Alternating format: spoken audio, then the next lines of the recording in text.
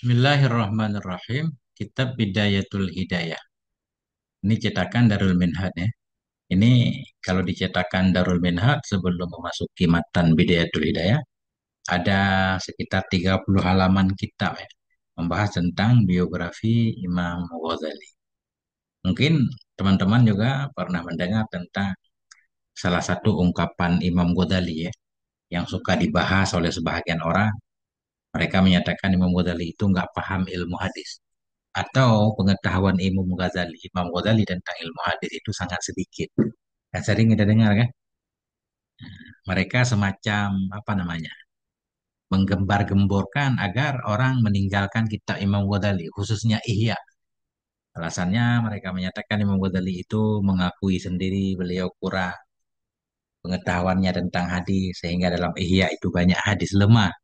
Nah, sehingga ada orang-orang tertentu yang melarang baca Ihya. Nah, itu kita coba baca di sini ya. Wa yahsunu binahuna an nusyira ila amrin humila ala ghairi mahmalih wa fuhima ala ghairi makna. Baguslah terhadap kami di sini, kami isyarahkan kepada satu perkara yang ditempatkan bukan pada tempatnya, dipahami atas bukan maknanya. Yaitu ada satu ucapan Imam Ghazali yang sering disalahpahami orang, orang belakangan khususnya orang sekarang, bukan orang zaman dulu. Bahwa perkara yang dimaksud yaitu qaulu hujatil Islam Al-Ghazali rahmatullah alaih, yaitu ucapan Imam Ghazali. Nah, itu apa kata Imam Ghazali? Inna bidha'ati mudjatun fi ilmil hadis. Sesungguhnya bekalku, bidha'ah maknanya barang daganganku. Sesungguhnya barang daganganku itu sedikit banget dalam ilmu hadis. Nah, ini ucapan ini dipahami oleh banyak orang. Berarti Imam Ghazali memang nggak belajar hadis. Bahkan ada yang menyatakan ketika beliau meninggal di atas dadanya itu Sahih Bukhari ya. Macam-macam lah banyak cerita di balik. Ini kita pengen memahami ibarat ini. Benar nggak bahwa Imam Ghazali nggak ngerti ilmu hadis? Dalam Ihya itu lebih kurang 4 ribuan hadis lebih. Bahkan ulama menyatakan kalau dihitung sama hadis-hadis yang berulang 5.000 lebih. Nanti kita bahas tentang Ihya. Ini kita lanjutkan. Hadhil ibaratu wujihat min qibalil ba'di taujihan yuqsadu minhu at-tanqis min qadril imam. Min qadri hadzal imamil azim. Ini ibarat itu diarahkan dari sebahagian orang ke arah yang tujuannya untuk merendahkan Imam Ghazali. Mereka membawa ibarat ini atau memahami ibarat ini bahwa Imam Ghazali itu nggak ngerti ilmu hadis sedikit, sehingga beliau pantas terjebak ke dalam banyak hadis lemah katanya. Tapi yang sebenarnya apakah seperti itu? Ya, wal haqiqatu anna hadhil kalimata qad qalaha al-Imam al-Ghazali rahimahullah min babi tawadhu. Yang sebenarnya kalimat ini ketika dikatakan oleh Imam Ghazali itu sebenarnya menunjukkan kepada tawadu beliau. Tawadu. Ya, bahkan Nabi pun masih diperintahkan oleh Allah untuk menyatakan Rabbi zidni ilman, ya Allah tambahkan kepadaku ilmu. Nah, jadi nggak ada seorang ulama pun yang berani menyatakan ilmunya sempurna, nggak ada sebenarnya. Nah, nggak pernah kita dengarkan, kecuali orang lain yang memuji ulama itu berlebihan. Tapi kalau ucapan itu keluar dari ulama itu sendiri, ilmu saya sangat sempurna, nggak pernah kita dengar. Waman minal a'immati qala, dan siapa pula dari imam-imam yang berani berkata, inna bidha'atahu kamilatun fi ilmil hadis. Wah, sungguh bekalnya, barang dagangannya itu sempurna dalam ilmu hadis. Nggak ada ulama yang berani menyatakan bahwa dia sempurna. Karena namanya manusia nggak ada yang sempurna kan. Tapi bukan berarti mereka nggak paham ilmu hadis, enggak. Tetap paham. Bal mayyajra'u ala qawli dzalik. Bahkan siapa coba orang yang berani menyatakan kalau dia memiliki ilmu yang sempurna? Enggak ada. Nah itu. Makanya ketika Imam Ghazali menyatakan bahwa bekal saya atau bekal saya dalam ilmu hadis itu sedikit, kita nggak boleh memahami kalau beliau nggak paham ilmu hadis. Memang itu tawadhu. Ya. Inna idza qara'na sirata haula'ir rijalil afzal. Kita ketika kita membaca sejarah mereka para tokoh yang hebat-hebat itu, najidu fiha qummatal adab Allah jalla jalaluhu. Kita pasti akan menemukan bahwa mereka itu memang orang yang sangat beradab. Adabnya sangat tinggi sekali bersama Allah. Wa kamalat tabari minal hauli wal quwah. Kita dapati dalam sejarah mereka benar-benar sempurna melepaskan diri dari daya upaya. Mereka benar-benar menyatakan, saya bukan apa-apa. Afkarul wara ilallah. Makhluk paling butuh kepada Allah. Coba kita lihat mukadimah kitab-kitab ulama zaman dulu. Semuanya yaqulul faqiru ilallah. Qala al-faqir. Qala afkarul wara. Semua menyatakan dirinya fakir. Ya fakir kepada rahman Allah. Fakir ilmu juga. Pasti di awal kitab lastu ahlan walau kuntu lastu ahlan lidzalik. Sekalipun saya bukan ahli untuk mensyarah kitab ini, namun saya pengen mengikuti jejak para ulama yang lain. Selalu begitu kan? Nah, nah itu. Wa tamasulal kamila li haqiqatil fakri ilaihi subhanahu. Kita dapati dalam sejarah mereka kan tamasulal kamil sebagai contoh yang sempurna bagi hakikat kefakiran kepada Allah. Memang semua mereka ulama-ulama soleh terdahulu menyatakan dirinya fakir. Itu bentuk tawadhu'nya. Kama najidu fihal istisy'arat tamma li makna qoulihi ta'ala. Sebagaimana juga kita mendapati dalam ibarat Imam Ghazali tadi. Ada rasa yang sempurna. Beliau benar-benar merasakan terhadap makna firman Allah ini. Allah menyatakan wa ma utitum minal ilmi illa qalila. Kalian tidak diberi ilmu kecuali sedikit. Makanya sangat pantas kalian manusia bilang nggak tahu apa-apa. Bahkan Nabi pun makhluk paling agung masih diperintahkan oleh Allah untuk menyatakan Rabbi zidni ilman. Fabihadza wa mislihi wasalu ila ma wasalu ilaih. Maka dengan adab yang seperti ini, mereka telah sampai kepada posisi yang mereka telah sampai. Sehingga mereka jadi tokoh besar yang masih dikenang sampai sekarang karena tawadhu'nya. Wa kullama wal Imamul Ghazali rahimahullahu taala misalun kabirun lima sama.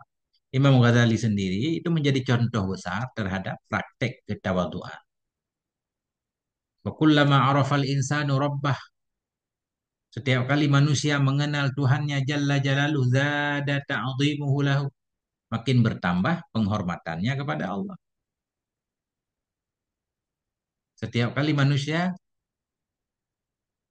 kullama arafal insanu rabbah. Setiap kali manusia itu mengenal Tuhannya Jalla Jalaluhu. Wa zada ta'zimuhu lahu. Setiap kali manusia bertambah pengagungannya terhadap Allah. Izdadah tikaran li nafsih wa intikasan. Makin dia menganggap dirinya nggak ada apa-apanya. Makin sadar diri kan. Nah itu. Apa sih manusia betapapun hebatnya bagaikan tetesan laut, tetesan air, setetes air di lautan. Bahkan bukan setetes. Kayak dimasukkan air ke laut. Kayak dimasukkan jarum ke laut. Kan? Kemudian jarum itu kita tarik. Nah itulah. Yang melekat di jarum itulah ilmu manusia. Wa kullama khada fil ilmi wa tawassa'a fihi kullama zidada istisgharan li ilmi.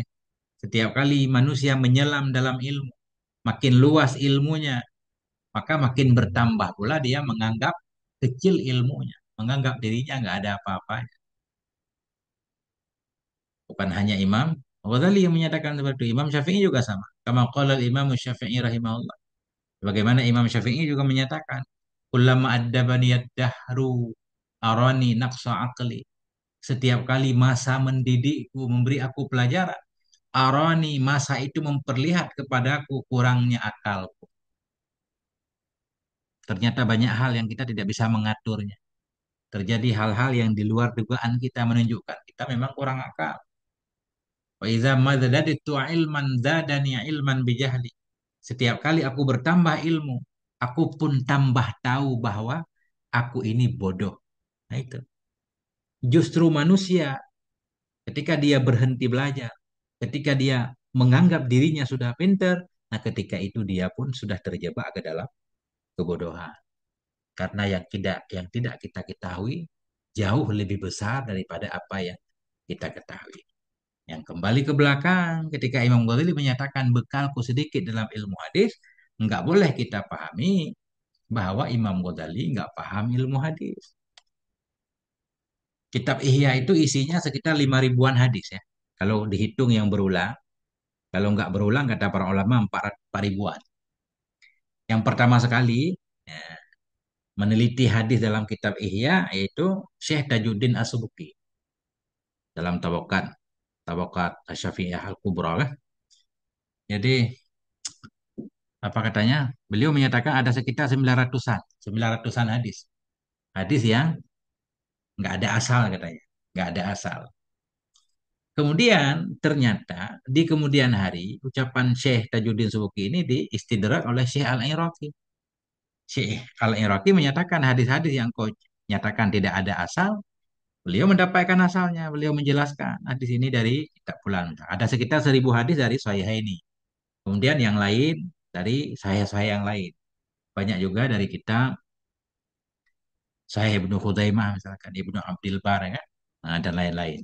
Yang intinya Syekh Al-Iraqi ketika beliau mentakrid hadis dalam Ihya, ternyata jumlah hadis lemahnya makin berkurang dari jumlah yang diteliti oleh Syekh Tajuddin As-Subki.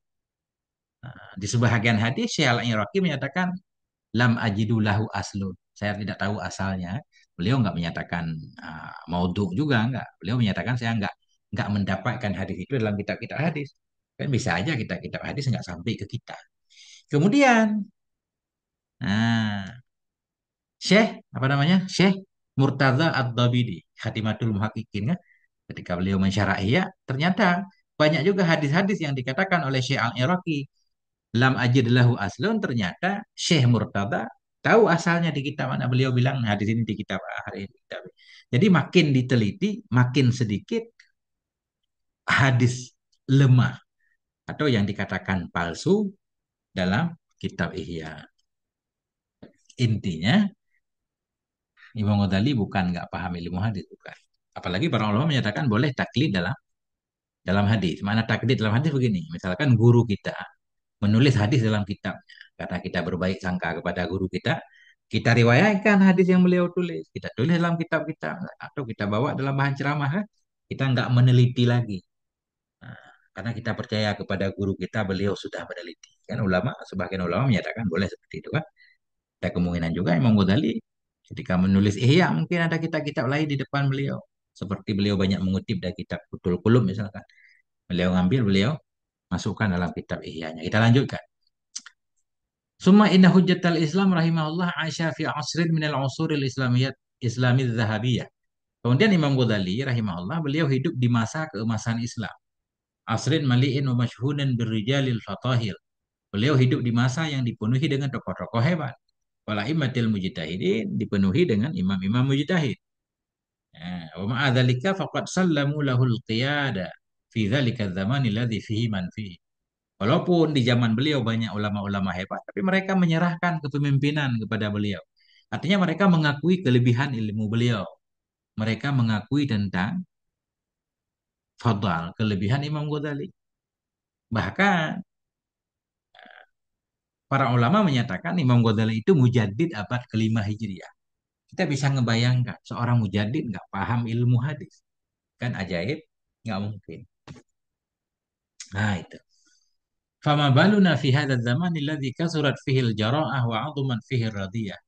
Maka bagaimana kita di zaman ini, zaman yang banyak keberaniannya, banyak musibahnya, nantakidu amsala ulaikal kibar. Kita berani mengkritik orang-orang besar seperti mereka.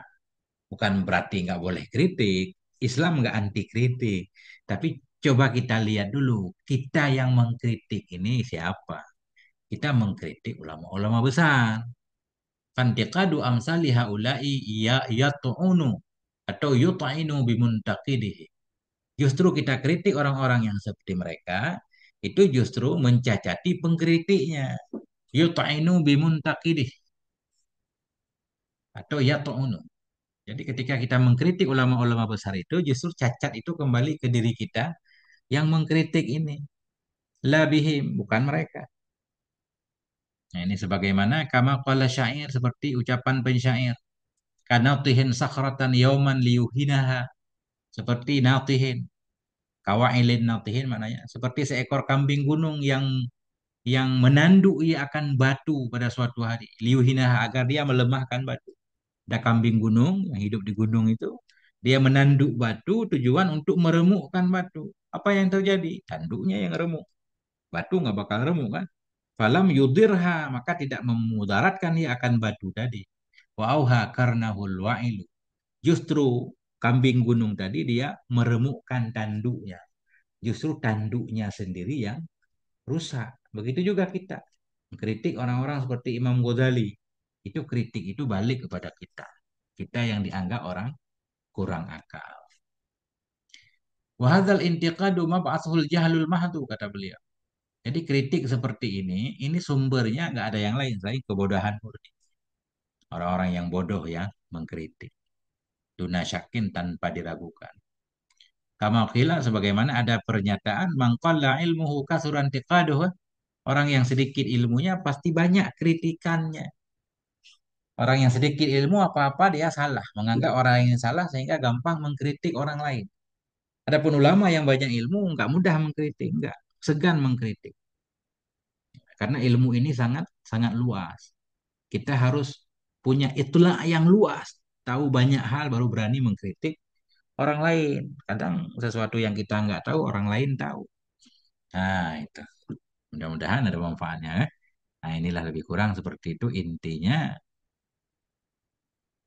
Siapalah orang-orang belakangan ini ya.